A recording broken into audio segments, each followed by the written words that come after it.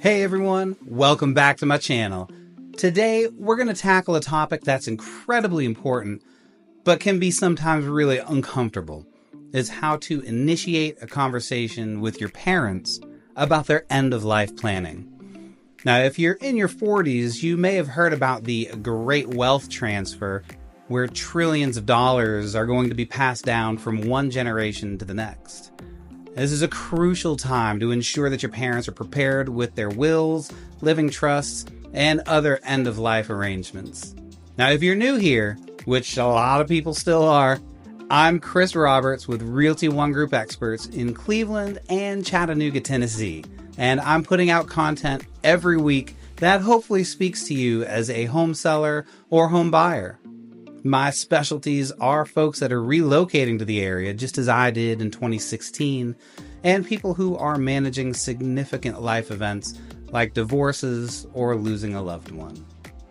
Now, if that's something that you would like to see more of, make sure to click that subscribe button below, and also send me some talking points of things that you'd like to hear in the comments. And if you or someone you know is looking to buy or sell some real estate in Cleveland or Chattanooga, that is something that I help people with every single day, and I would love the opportunity to be a part of that journey. All of my contact info is right below in the description and right on the screen in front of you. But first, a word from my sponsor.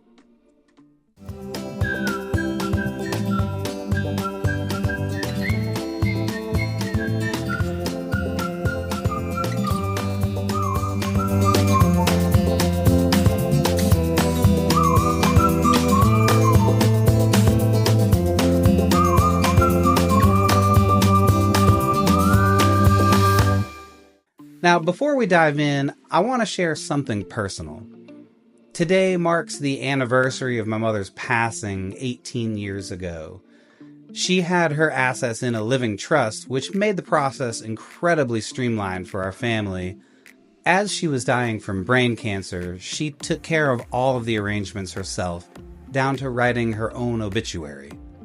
Her foresight and planning made a difficult time a whole lot easier for all of us, and that's why this topic is so important to me. Alright, so we're going to go through some steps here. Step 1 is going to be setting the stage. Choose a time and a place where you can have an uninterrupted, calm conversation. This isn't something that you want to rush or discuss in passing. Let your parents know in advance that you want to talk about something really important. Now, step 2 is going to be opening with your intentions. Start by expressing your care and concern. You could say something like, I've been thinking a lot about the future, and I want to make sure that your wishes are honored. Can we talk about your plans for the future and see how we can be prepared as a family?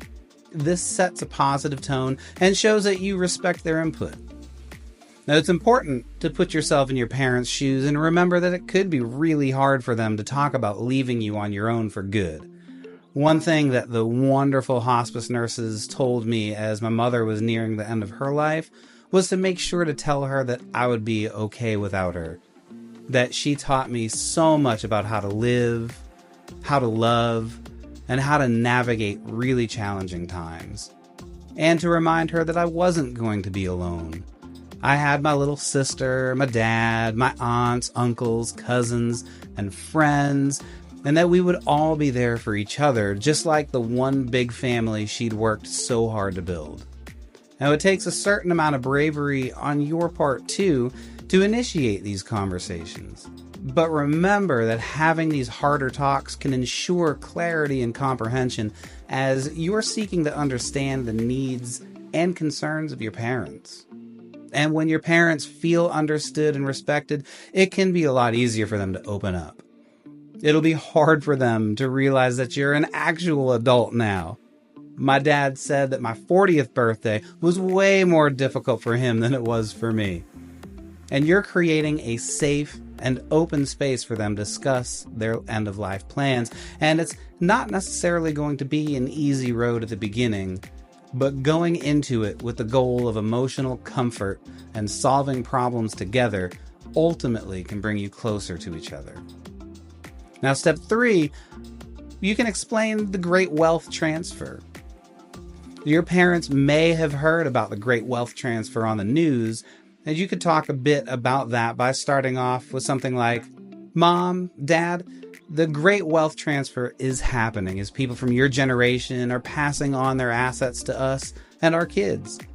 It's a significant event because it means a lot of things like savings, properties, and investments are all going to be changing hands. And this could have a big impact on our financial future and how we manage our family's legacy.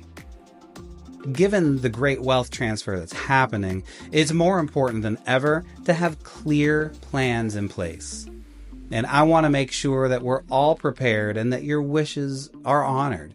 Can we talk about what plans you have for your estate and how we can help support you in making sure that everything is set up correctly?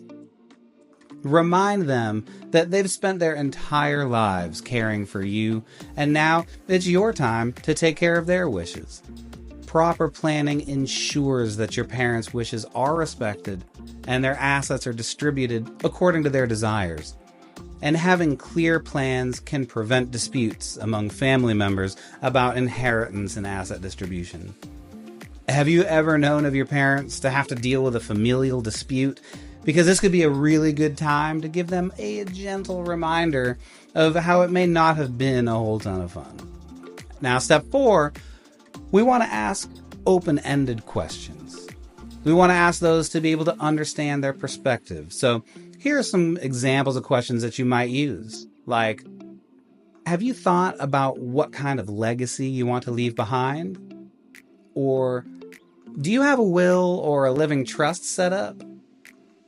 Or, what are your wishes for your estate, and how can we help to ensure that they're carried out? You could also say, with everything going on in the world, I've realized how important it is to be prepared for the unexpected. Have you thought about what plans you have in place for the future?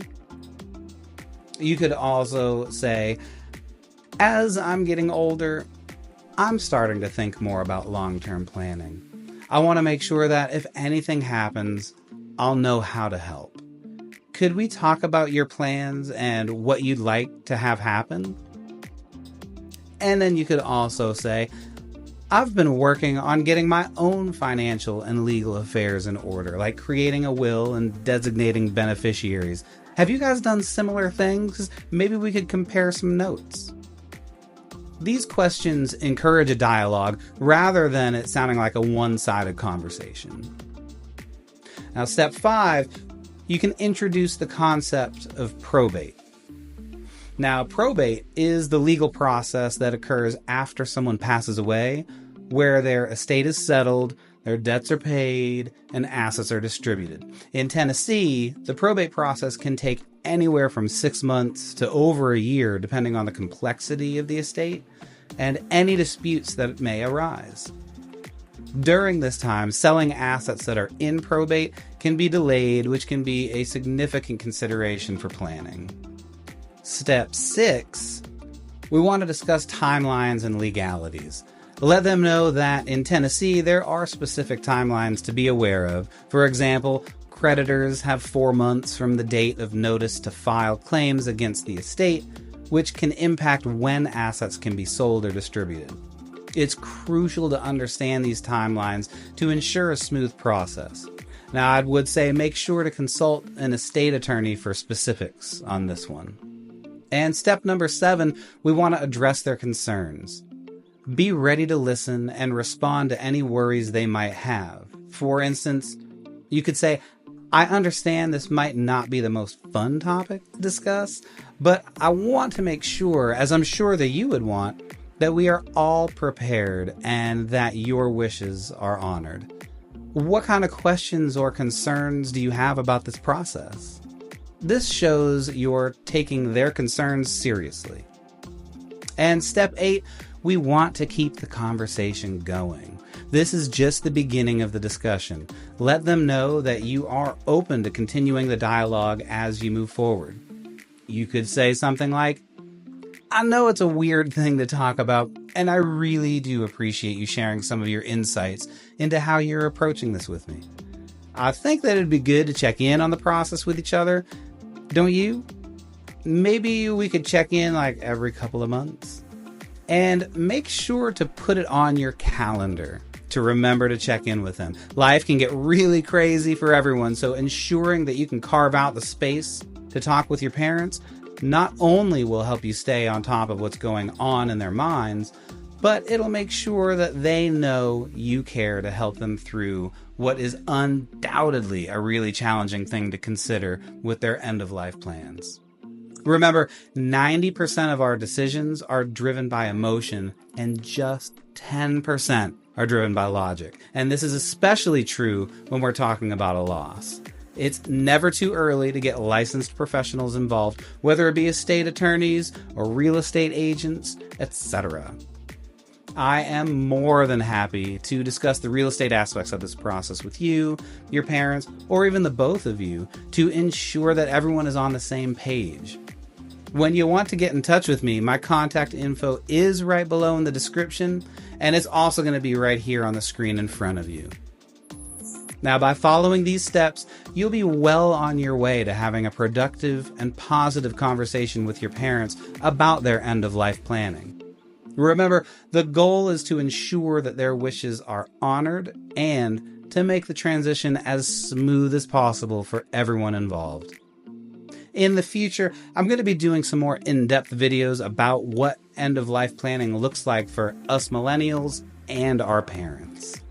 Thank you so much for watching, and if you found this video helpful, please give it a thumbs up, and don't forget to subscribe for some more tips and advice on important life planning topics.